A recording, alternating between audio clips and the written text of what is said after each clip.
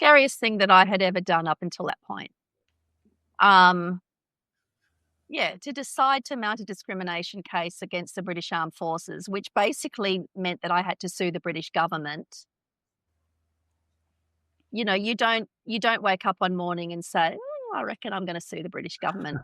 That took months of soul searching and agonizing, and I had to be truly, truly confident that there was no other avenue left, that I was very clear of my motives, and that I had the support and I had the strength and I had the clarity of my values and my purpose before I went down that path.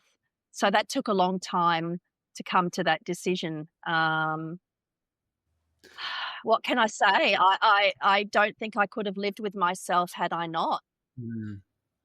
I'm wondering about that. I guess I'd call it the inner conflict, Mm. of how to Mhm. work with that and manage that and get it to a point where you did make that decision, knowing that there would be significant impact. Yeah, yeah, And I guess it's also the impact if you don't do it too, isn't it? I guess that's the other component. absolutely. You've Mm. nailed it, Scott. There was huge inner conflict that I had to wrestle with and resolve.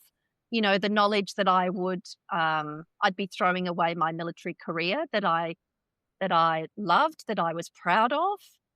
Um, the conflict that I knew that I was going to set in play what would become a very difficult, lonely journey, challenging. It would take every ounce of my grit and strength and determination and resilience.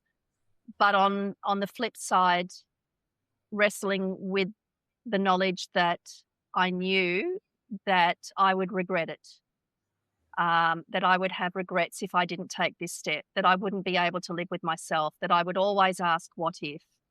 So it was really having to work through all of that inner conflict and come to a decision that I was at peace with, that I knew that I would not regret, regardless of what the ultimate outcome would be. And I knew I had to fight. I knew I had to fight the fight, not just for me. It was clear at this stage that there were hundreds of other people that were going through or had endured something very similar. So I wasn't just doing it for me now.